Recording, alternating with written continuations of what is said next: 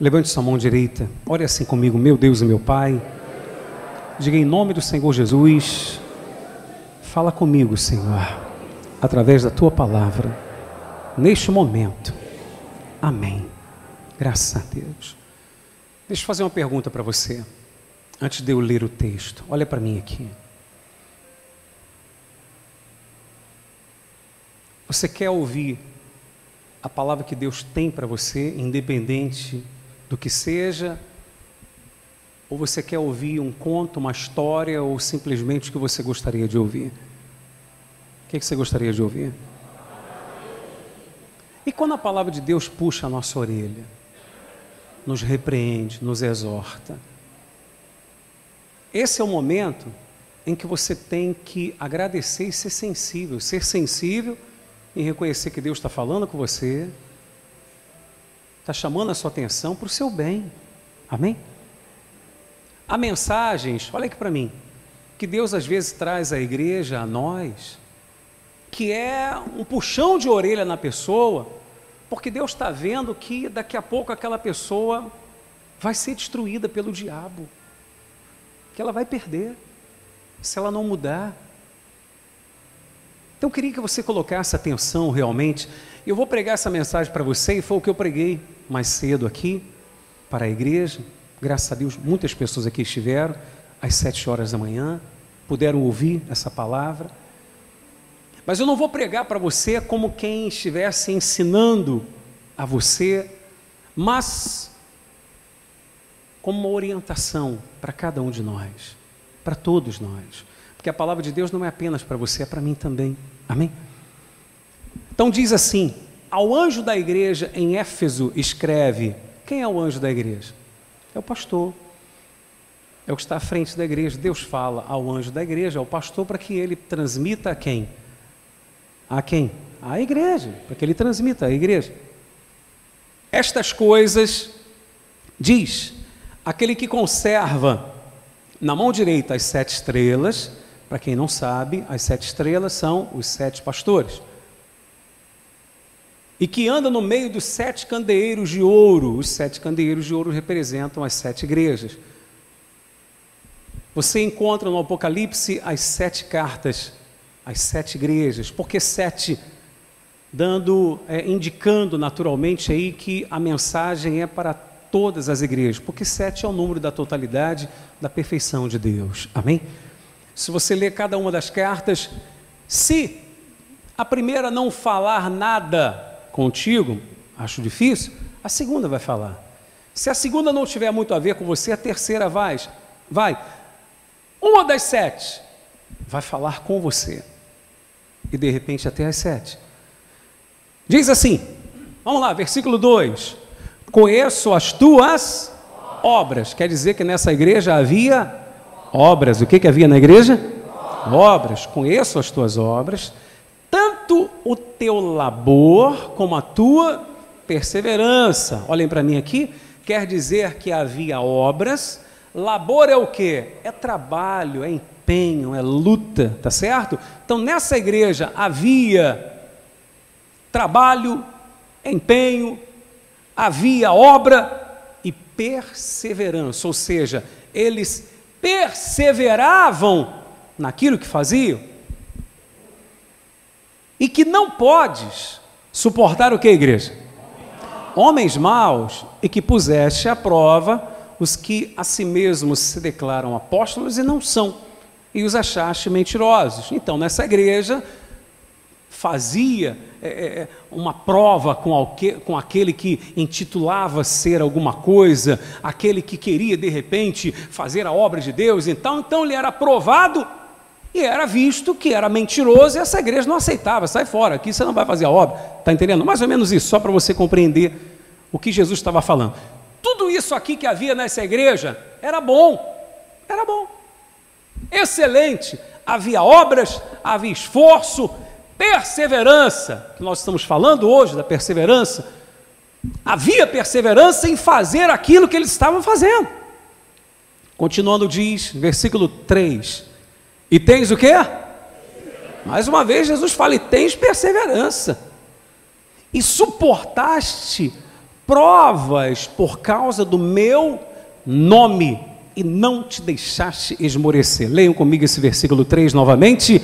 E tens perseverança, e suportaste provas por causa do meu nome, e não te deixaste esmorecer. Olha para mim aqui toda a igreja, por favor, antes de você continuar lendo.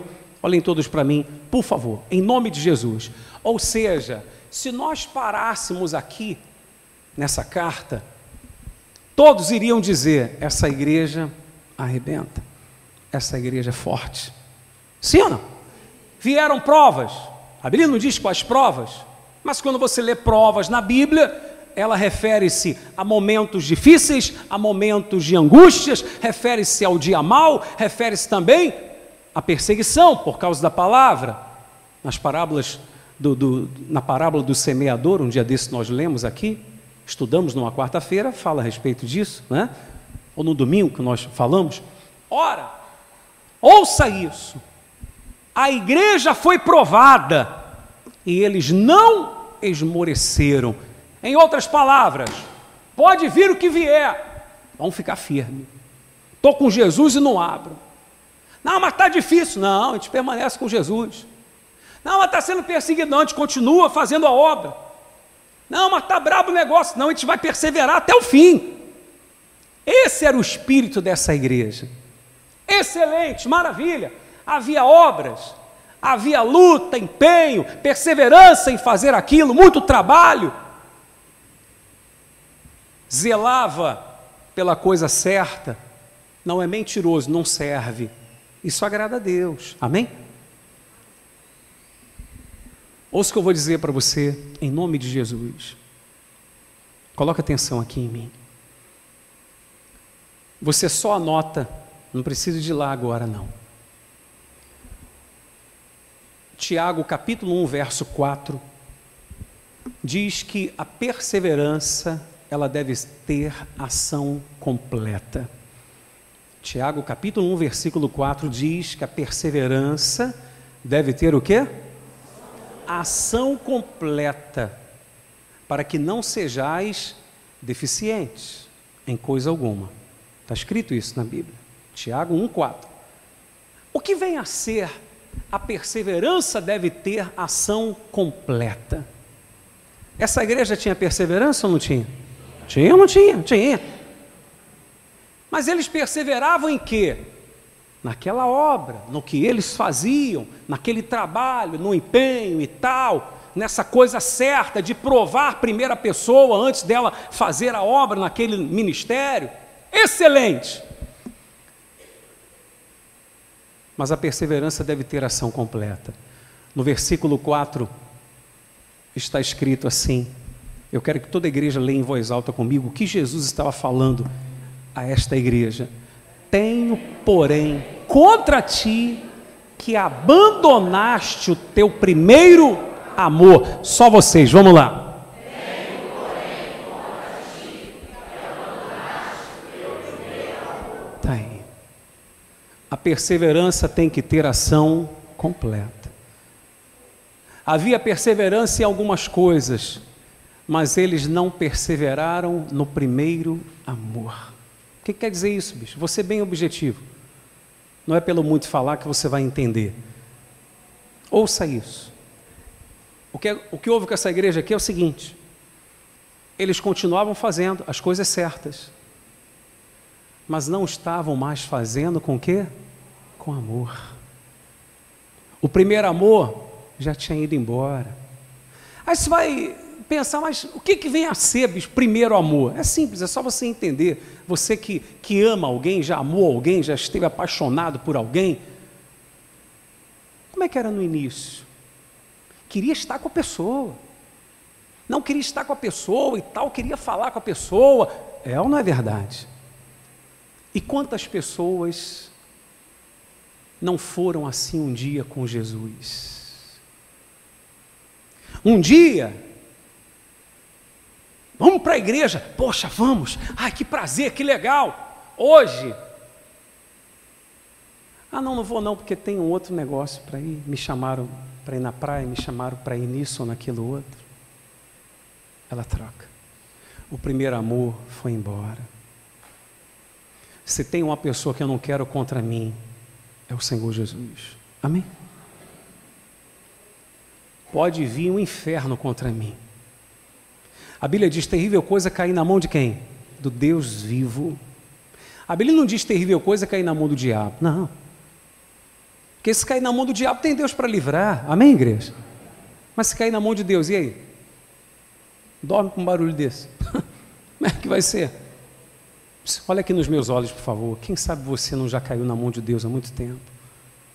Você está frio, está caído, está prostrado. Há palavras que você ouve aqui que elas entram para um lado e saem pelo outro. Você sabe que é Deus falando com você, mas você sempre faz de conta. Não é assim como o bispo fala, não. Tenho, porém, contra ti, que abandonaste o teu primeiro amor. Antes tinha maior prazer de ler a Bíblia. Hoje, ela continua lendo. Mas ela lê por quê? Porque ela sabe que tem que ler. Antes, ela tinha maior prazer. Poxa, eu vou devolver meu dízimo quando ela recebia. Poxa, estou separando aqui os 10% para o Senhor. Hoje ela continua separando. Continua. Começa a igreja. A igreja deixou de ter obra? Deixou de fazer as coisas? Não. Mas só não fazia mais com o quê? Com amor. Não basta fazer, tem que ter amor. Graças a Deus, igreja. Se é tão verdadeiro, depois você só anota e vai lá depois, lá em 1 Coríntios capítulo 13, versículo 2. O apóstolo Paulo diz assim: ainda que eu tivesse tamanha fé para transportar montes. Quem quer uma fé dessa para transportar montes? Levantar até meu pé, meu amigo. Eu ia transportar um monte de coisa aí que você nem imagina, de problemas naturalmente da sua vida, que você gostaria, quantas montanhas de problemas na sua vida que você gostaria de só determinar, sai fora, isso sai fora.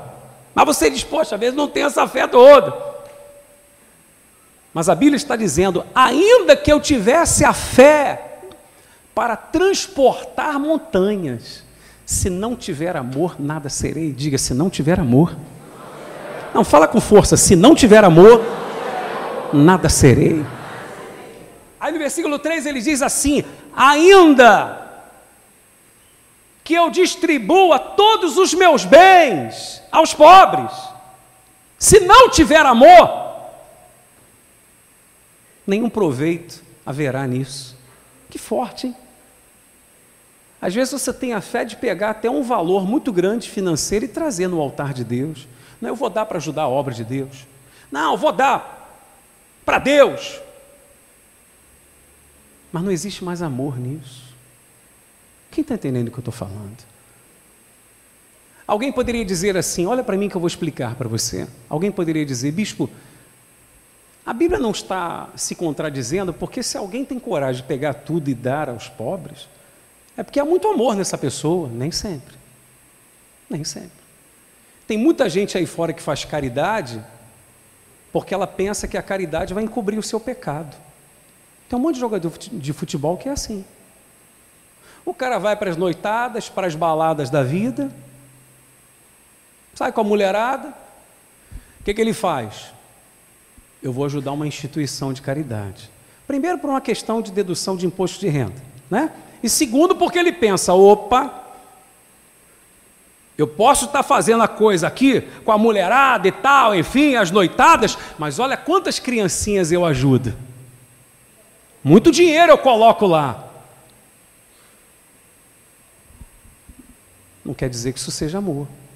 Está entendendo? Sim ou não? Está fazendo porque, não, vai, né?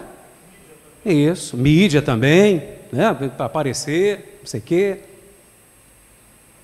Tem sempre alguém lá, o representante, para, né, o responsável por isso, para trazer à baila o que ele está fazendo. Entende o que eu estou dizendo? Então, nem sempre o que está doando muito, está fazendo por amor. Quem sabe você não perdeu o primeiro amor? Quem sabe um dia você tinha o maior prazer de fazer a obra de Deus? Hoje você não tem mais. Não tem mais. De repente está até fazendo. Não, bicho, mas estou fazendo. Mas está fazendo com amor? Está fazendo com amor? É como Amazias, que fez tudo que era certo. Como essa igreja, estava fazendo coisa errada? Não. Não, essa igreja estava fazendo coisa errada. Estava fazendo o quê? A coisa certa, perseverando na coisa certa. Só não perseverou no quê? No primeiro amor. O primeiro amor já tinha ido embora. Então Jesus falou: olha, eu tenho isso contra você. Eu tenho isso contra você, porque você abandonou o primeiro amor. Você é perseverante e tal, não esmoreceu na fé. O amor é tão forte. Eu falava hoje cedo aqui, eu me lembrei na hora aqui.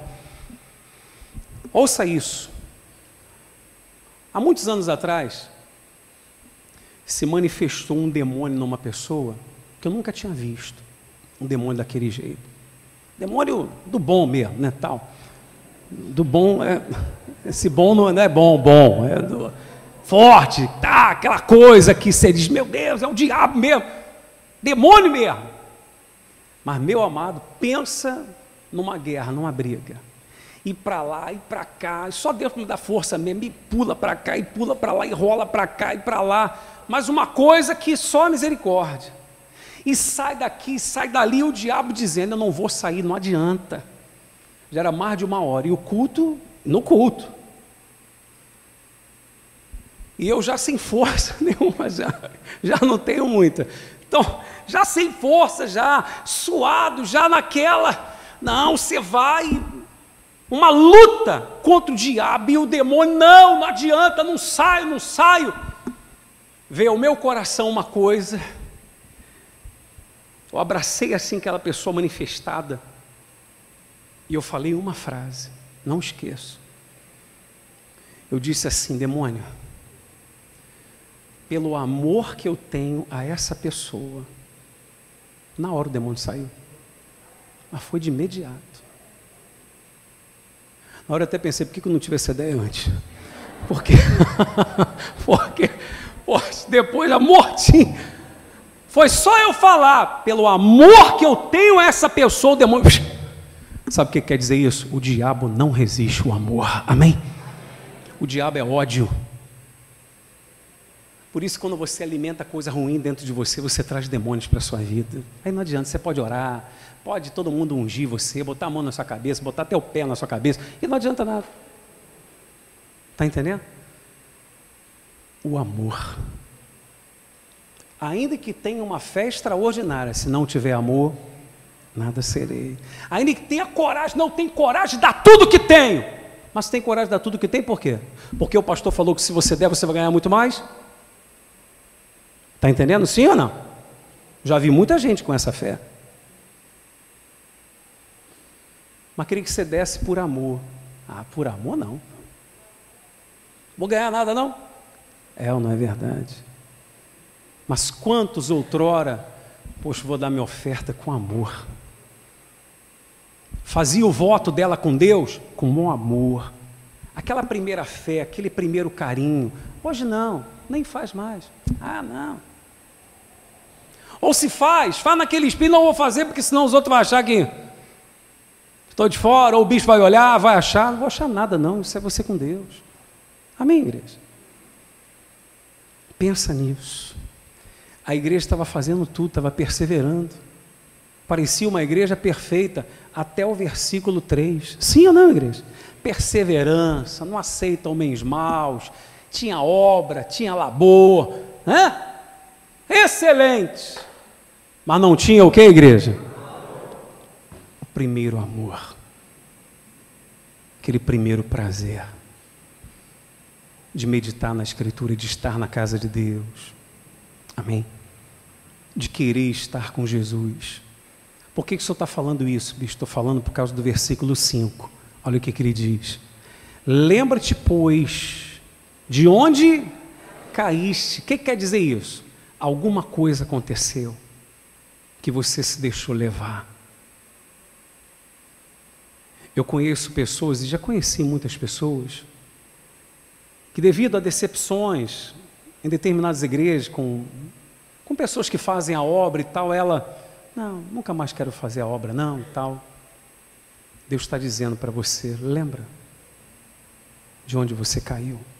Mas para que lembrar? Para você matar isso dentro de você, porque isso está te amarrando, está impedindo você de voltar ao primeiro amor. Amém? Você não quer mais. Por causa dos outros? Você vai para o inferno por causa dos outros? Está repreendido. Diga, está repreendido, em nome de Jesus. Lembra-te, pois, de onde caíste. Aí o que ele diz agora? Arrepende-te e volta à prática das primeiras obras. Lembra lá o que você fazia, como você era, como você fazia. Volta a ser aquela pessoa. Mas por que Deus quer que eu volte a ser aquela pessoa, bispo? Está aqui, ó. E se não, ou seja, se você não fizer isso, venho a ti e moverei do seu lugar o teu candeeiro, caso não te arrependas. Diga graças a Deus. Deus estava dizendo, você vai perder o teu candeeiro. O que quer dizer isso, bicho? Você vai perder até o que Deus te deu. Até o que Deus te deu, você vai perder. Repito, não estou pregando para você como jogando um fardo em cima de você e eu de fora. Não, isso é para a gente. Eu falo aqui como a minha família. Somos uma família, família de Deus. Como membros da minha família, querendo o seu bem. Não deixe o primeiro amor morrer dentro de você, porque você vai perder. Não, bicho, mas eu estou bem. Você acha?